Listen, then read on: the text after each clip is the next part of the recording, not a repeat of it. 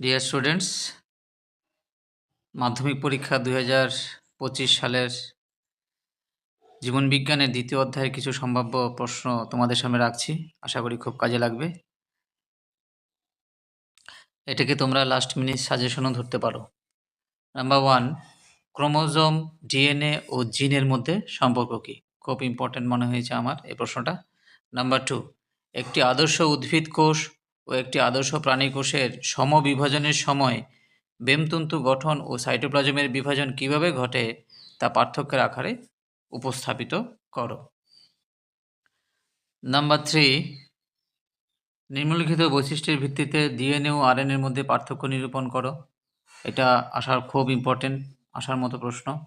ক, 5 কার্বনযুক্ত শর্করা এবং খ, পিরিমিডিন ক্ষারকের প্রকৃতি। 4 নম্বর প্রশ্নটা কি রেখেছি? তোমার বন্ধুর হাতে একটি টিউমার হয়েছে দেখলে এর সাথে কোষ বিভাজনের সম্পর্ক স্থাপন করো। এই ধরনের বোধমূলক প্রশ্ন কিন্তু বিগত বছরের প্রশ্নপত্র ঘাটলে দেখতে পাবে তোমরা বেশি আসছে। নাম্বার 5, বৃদ্ধি কি, এর সাথে বিকাশের সম্পর্ক কি বা নির্ণয় করো, খুব ইম্পর্টেন্ট। নাম্বার 6, একটি কোষচক্রের ইন্টারফেজের বিভিন্ন দশা কি কি, বিভিন্ন দশায় কি কি ধরনের রাসায়নিক উপাদান সংশ্লেষিত হয়, এটা তোমরা তালিকা করে দেখাতে পারো। একটি কোষচক্রের বিভিন্ন বিন্দুতে স্বাভাবিক নিয়ন্ত্রণ নষ্ট হলে কি ঘটতে পারে। নাম্বার 7, কোষ বিভাজনের পূর্বে ইন্টারফেজ কেন প্রয়োজন। নাম্বার 8, উদ্ভিদ ও প্রাণী কোষ বিভাজনের সাইটোকাইনেসিস পদ্ধতির পার্থক্য লেখো। মাইটোসিস কোষ বিভাজনে প্রোফেজ ও টেলোফেজের পারস্পরিক বৈশিষ্ট্যগত বৈপরীত্য আলোচনা করো। খুব ইম্পর্ট্যান্ট, স্টার মার্কস। 9 নম্বর প্রশ্ন রেখেছি, ক্যারিওকাইনেসিসের সবচেয়ে ক্ষণস্থায়ী দশাটির নিম্নলিখিত দুটি বৈশিষ্ট্য উল্লেখ করো। ক, ক্রোমোজোমের চলন, খ, ক্রোমোজোমের আকৃতি। 10 নম্বর প্রশ্নটা, কোনো জীবের জন্য প্রজনন গুরুত্বপূর্ণ কেন? মিউসিসের বৈশিষ্ট্যগতভাবে মাইটোসিস থেকে পৃথক, তুমি কিভাবে বক্তব্যটির যথার্থতা প্রমাণ করবে?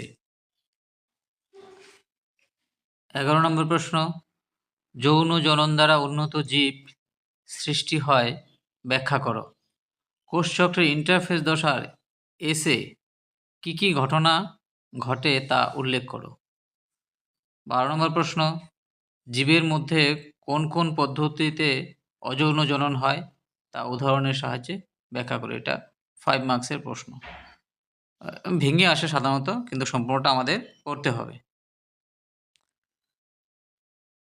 13 নম্বর, মানব বিকাশের বয়ঃসন্ধি দশার দুটি গুরুত্বপূর্ণ বৈশিষ্ট্য লিখো।